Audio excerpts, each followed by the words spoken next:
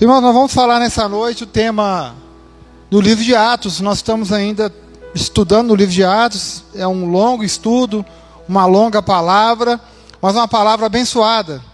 E é base para o nosso trabalho de igreja multiplicadora. O livro de Atos, ele traz para nós as verdades, contidas no livro em todo o seu livro. Então nós vamos meditar agora a partir do versículo 37 até o versículo 39. Amém?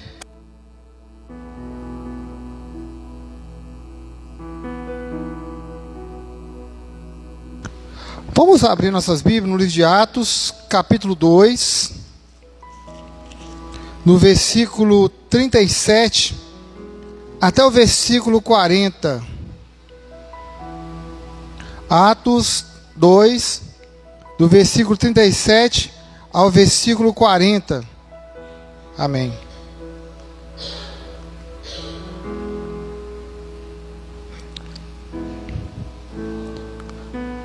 Atos 2, do versículo 37 ao versículo 40.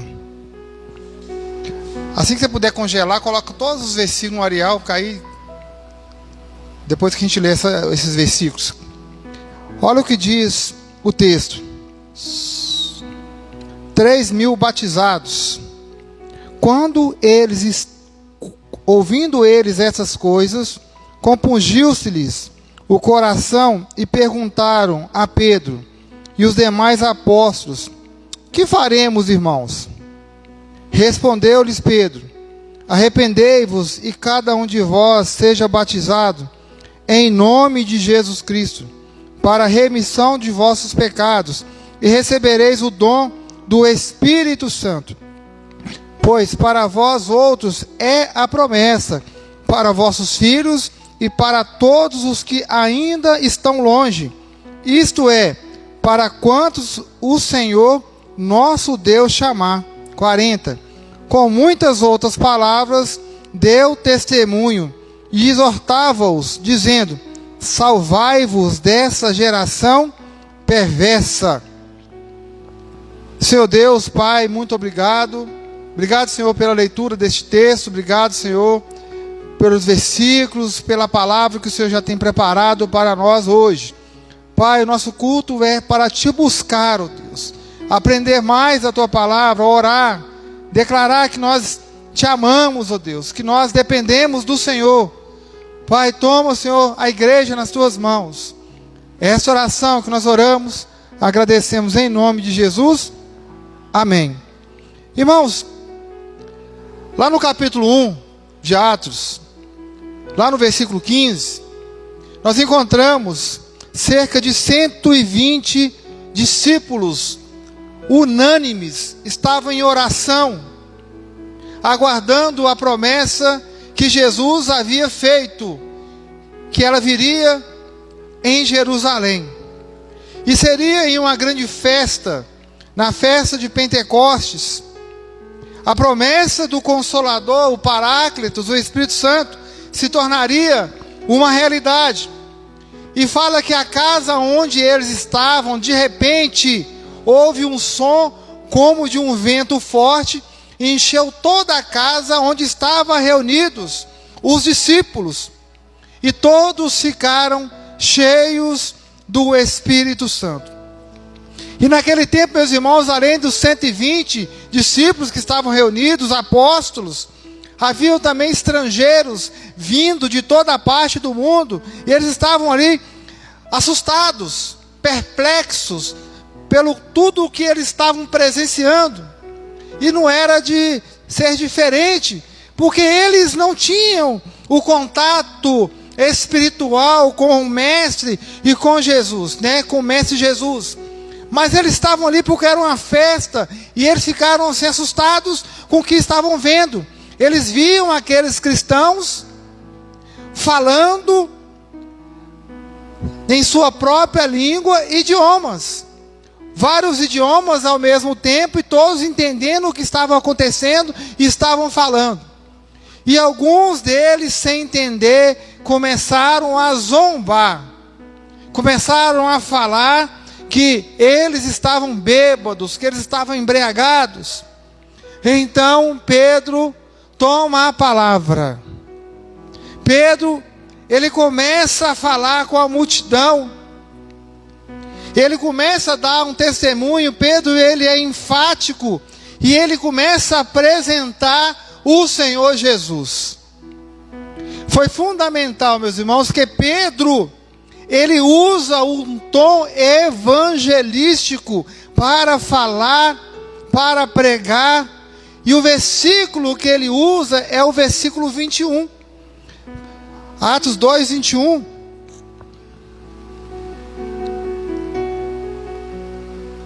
Este versículo: e acontecerá que todo aquele que invocar o nome do Senhor será salvo. Isso é um versículo evangelístico. É o tom que o apóstolo Pedro usa para falar com aquele povo. Irmãos, nós começamos a estudar o livro de Atos, já estamos no capítulo 2. Mas qual a intenção de estudarmos o livro de Atos?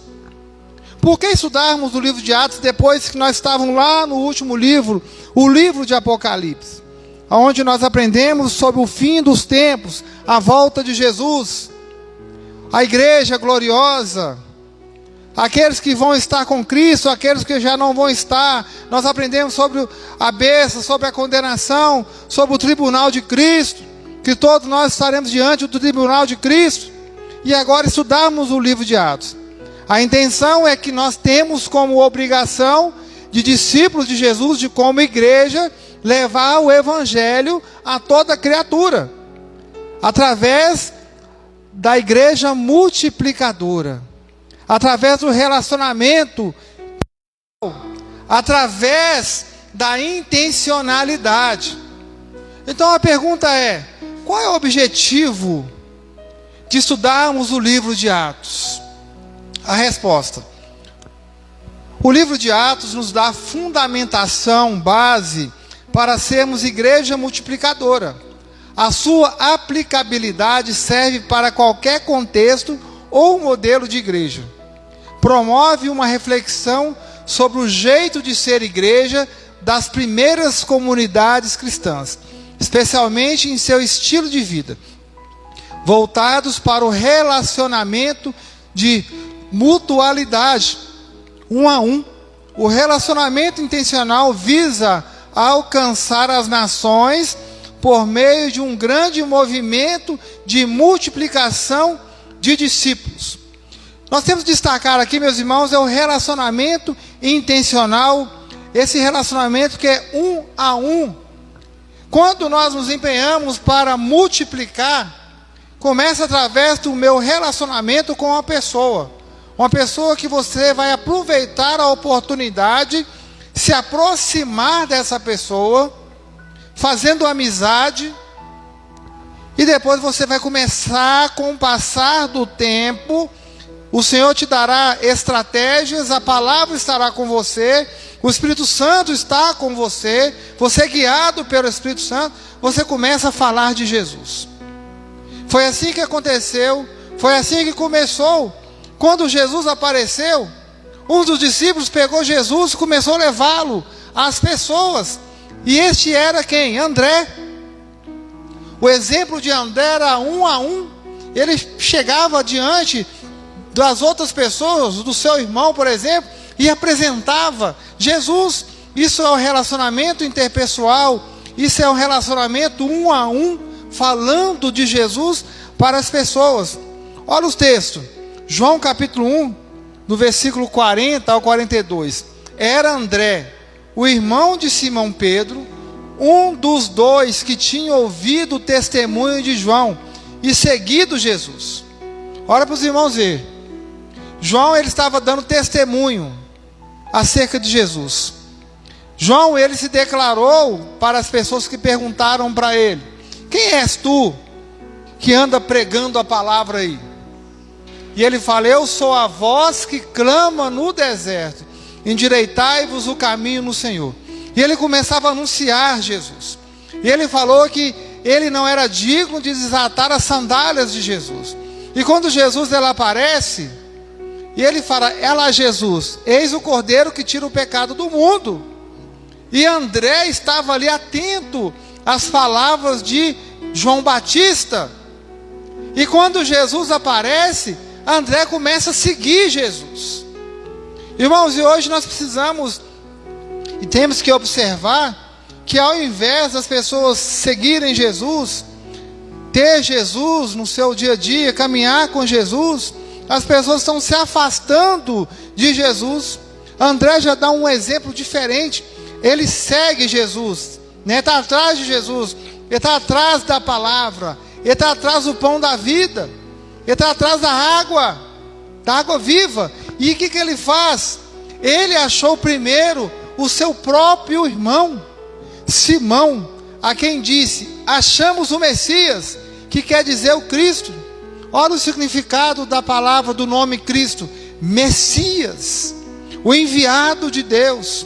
Ele achou o Messias, ele achou Jesus, e ele estava levando a seu irmão, o primeiro que ele encontrou. Olha, nós encontramos o Messias, aquele que João estava anunciando, a promessa lá do Antigo Testamento, da lei, nós achamos, eu achei. Aí ele fala, e levou-o a Jesus.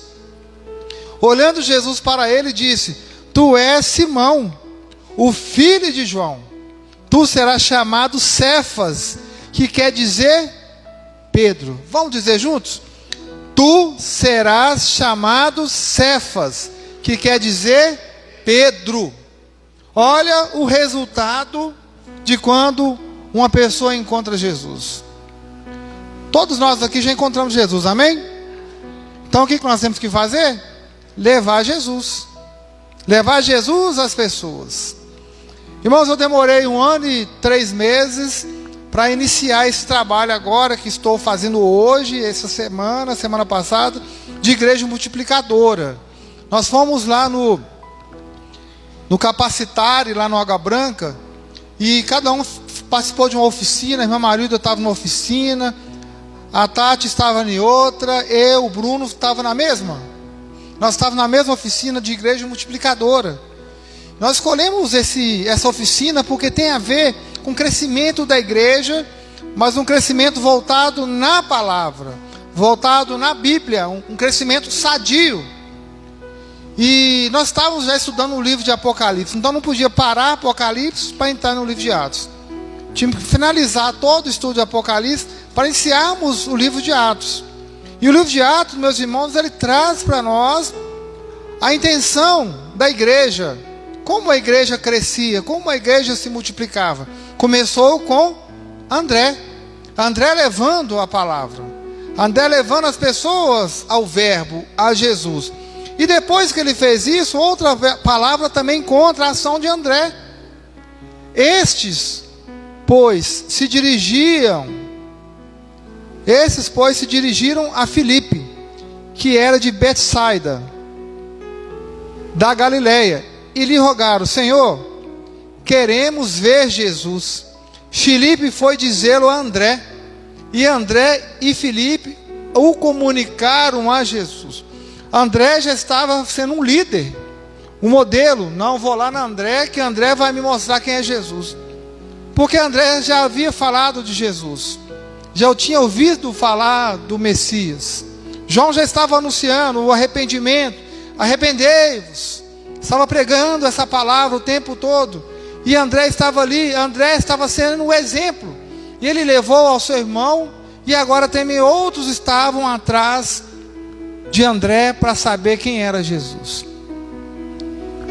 Irmãos, em Atos 2 nós vemos Pedro falando sobre Jesus. Vemos Pedro levando Jesus a outras pessoas, assim como André fez. Agora Pedro toma a palavra em Atos 2. Por quê? As pessoas estavam zombando do acontecimento daquele tempo, do derramamento do Espírito Santo. Eles estavam cheios do Espírito Santo. E Pedro, ele toma a palavra aí no versículo 21, e ele fala com todos naquele momento. Atos 2, 21. E acontecerá que todo aquele que invocar o nome do Senhor será salvo. Então ele está falando de algo individual. Todo aquele. Ele não está falando que se todos juntos, em uma só voz, no plural, invocarem juntos. Não, é individual. A salvação, ela é individual. Por isso que a igreja multiplicadora, ela é individual. É um a um. Um exemplo, a irmã Antônia tem uma vizinha. Talvez ela tenha uma amiga que o marido lava carro. E ela quer levar Jesus para ela. Ela vai começar convidando ela para ir na sua casa, ou mostrando alguma planta, né? Quase não tem planta ali, né, irmã Antônia? Né, tal, olha a minha planta, olha tal. E depois ela começa, toma um café aqui comigo, toma um suco de uva e tal, e começa a falar de Jesus de uma forma bem natural, sem forçar a barra. E na hora que a irmã vai ver, a irmã já está na sua mão, né? Você já está levando Jesus para a vida dela. Então a palavra é intencional. A aproximação deve ser intencional. Outro dia nós estávamos aqui na reunião dos pastores, tinha terminado. Aí foi o rapaz que veio atrás da igreja.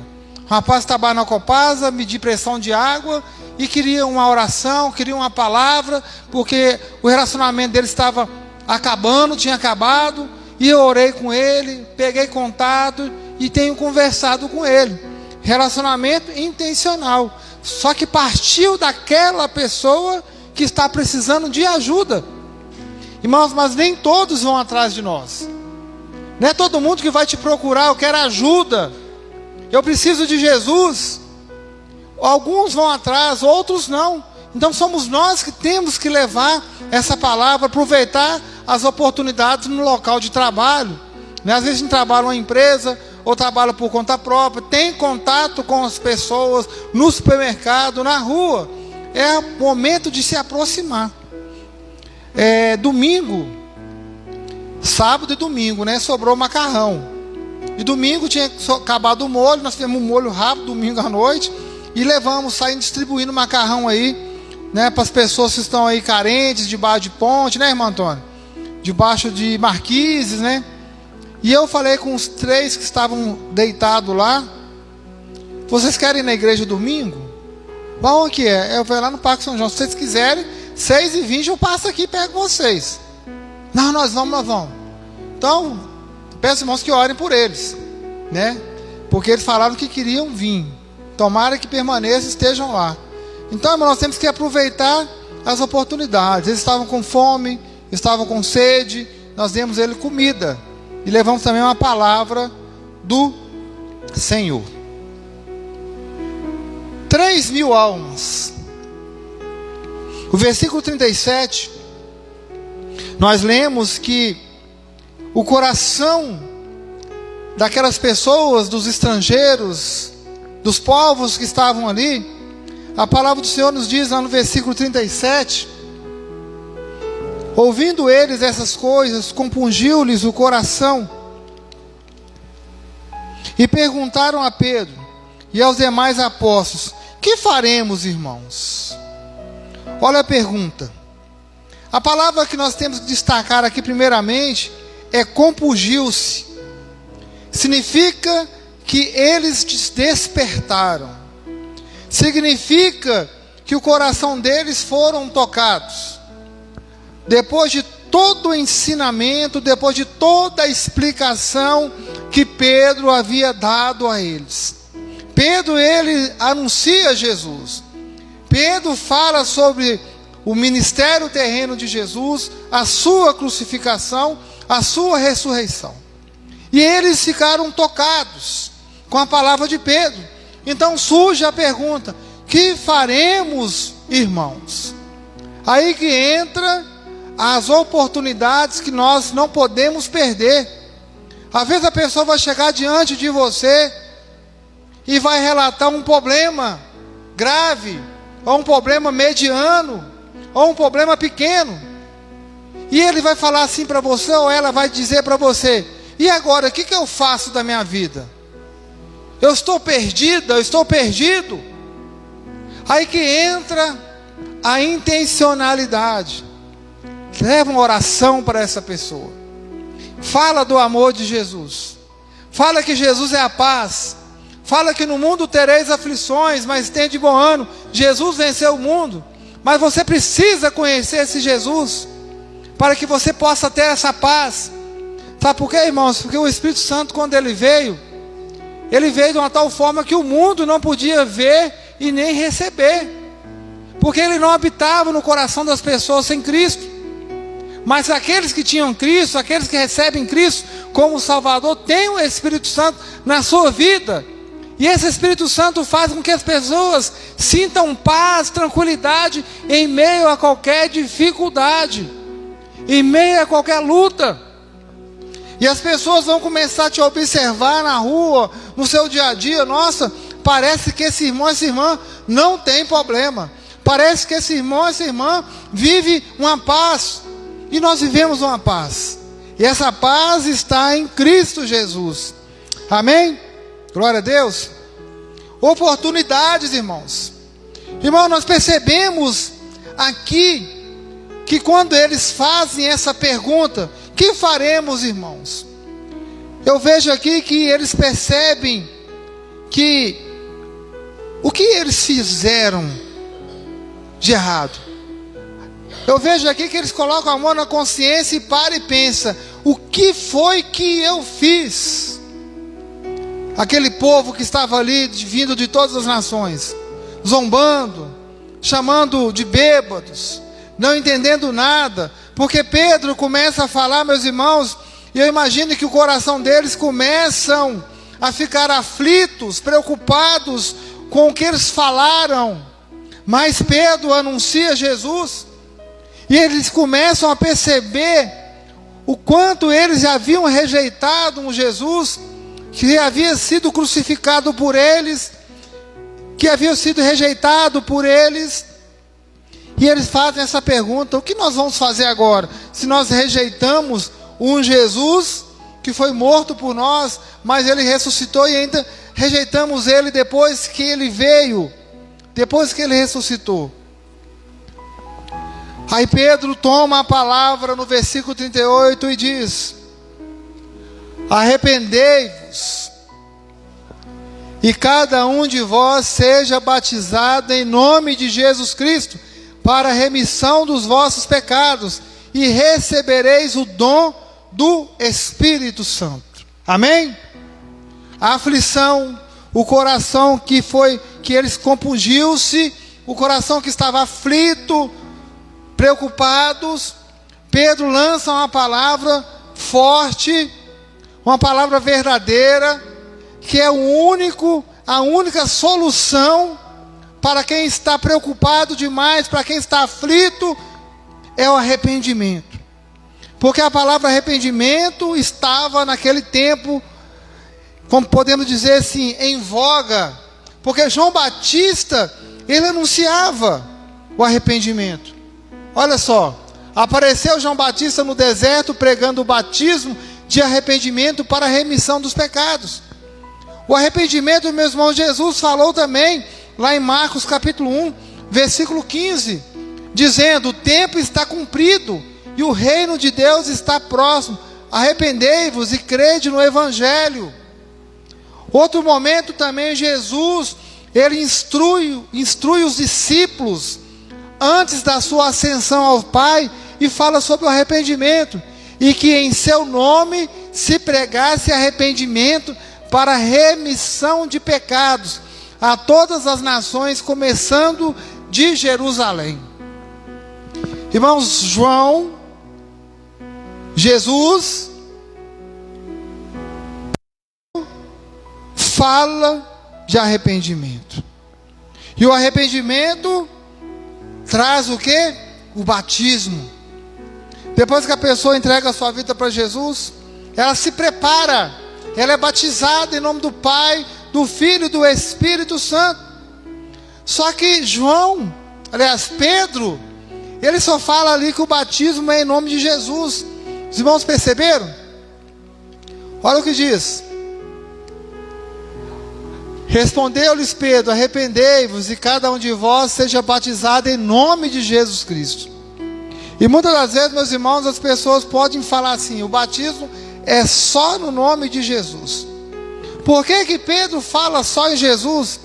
Por que que Pedro ele não fala lá em Mateus 28, de 19 ao 20, quando Jesus instrui-os e fala assim, ó: ide por todo mundo, pregar o evangelho a toda a criatura, ensinando-os a guardar todas as coisas, batizando em nome do Pai, do Filho, do Espírito Santo.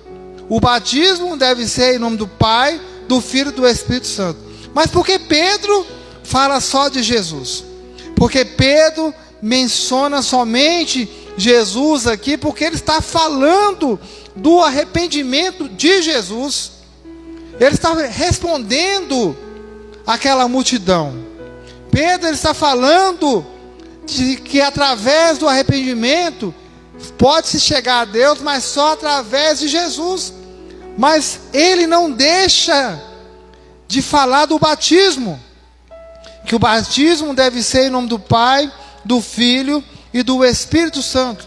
Pedro está falando somente ali, meus irmãos, do ministério terreno de Jesus, porque eles estavam preocupados, queriam saber o que eles iriam fazer, porque eles haviam zombado, achavam que estavam bêbados.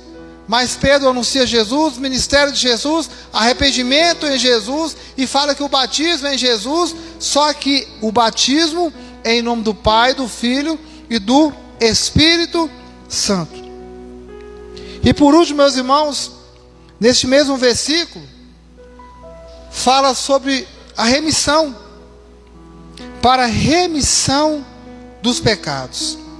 Implica numa mudança de vida, uma mudança de pensamento radical, uma metanoia, mudança de mente.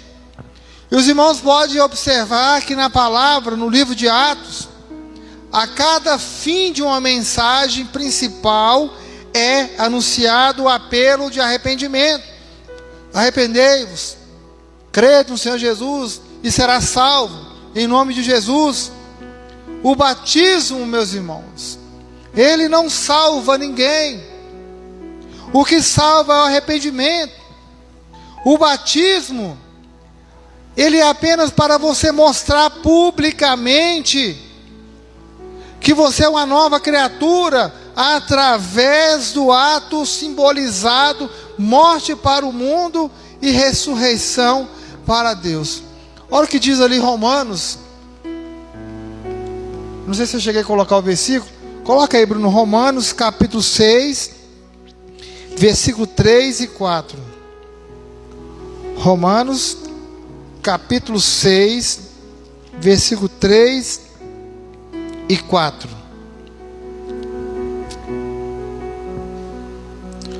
Romanos capítulo 6, versículo 3 e 4.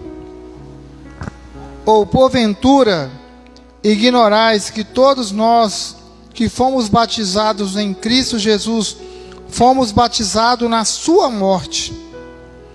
Fomos, pois, sepultados com ele na morte pelo batismo, para que, como Cristo foi ressuscitado dentre os mortos, pela glória do Pai, assim também andemos nós em novidade de vida.